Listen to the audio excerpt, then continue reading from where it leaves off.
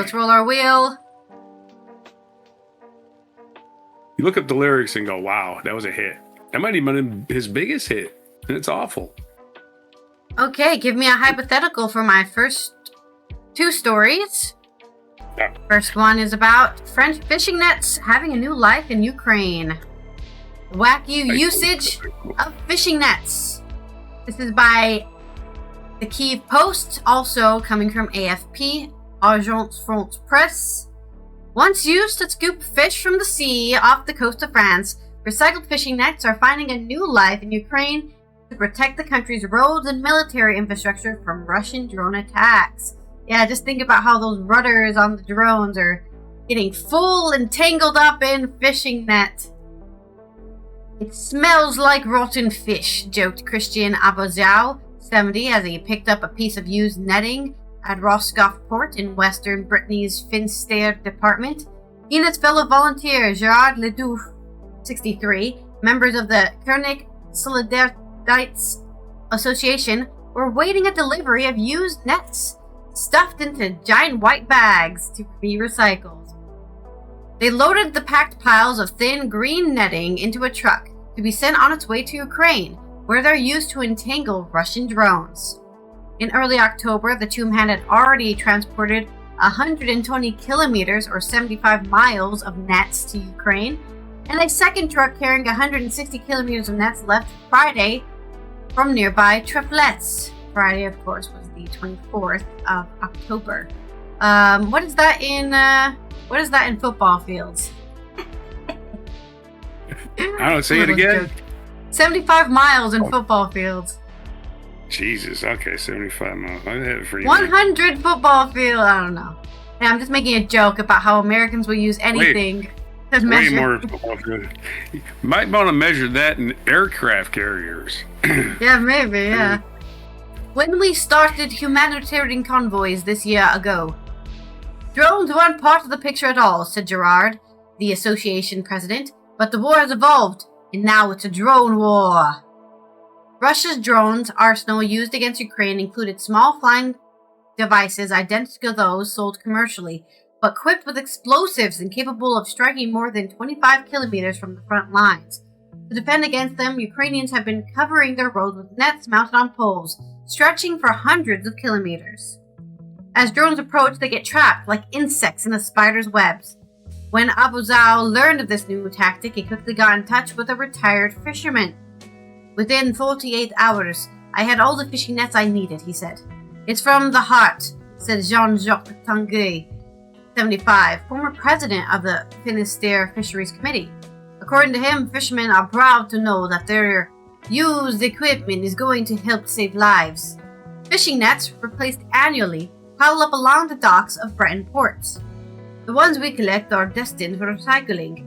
They might as well serve a good cause, said Marc-Olivier Leroux, deputy director of the Roscoff Port, which gathers around 20 to 25 tons of nets per year. You're always welcome. Come back any time, he told out Gerard and Christian in a farewell. Stored alongside several tons of soup, infant formula, and medical supplies, the nets are transferred to a Ukrainian truck at the Polish border, more than 2,000 kilometers from Brittany.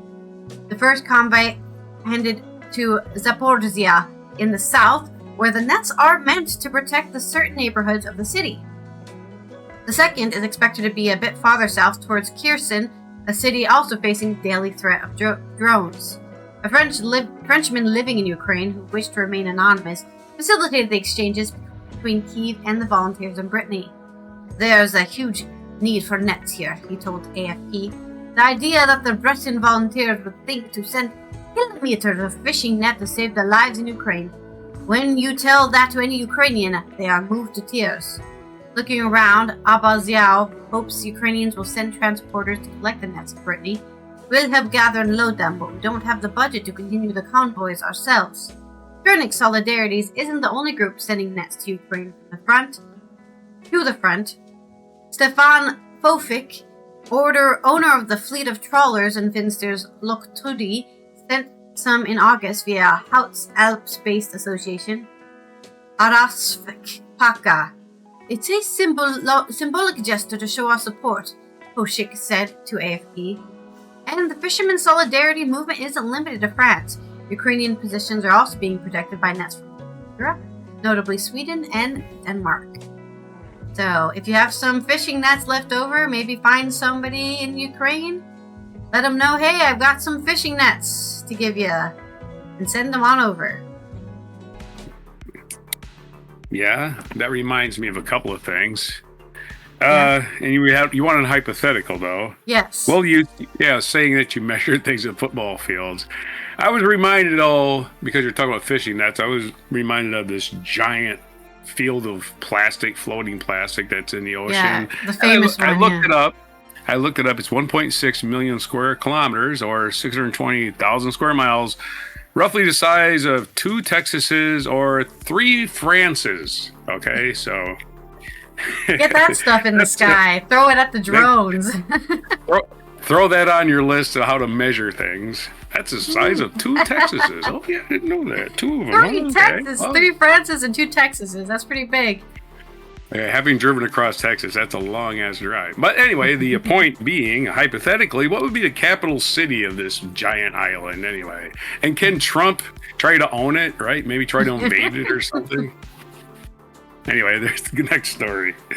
All right. Also, good morning, Dorina. Dorina Pina. I hope you're doing good and had a good Tuesday. Had a good night. Trump had a good morning. Good morning. And we need to tell Trump that it's a country that's slowly creeping towards America, and it's called plastic land. No, something we call Plasticia. Plasticia.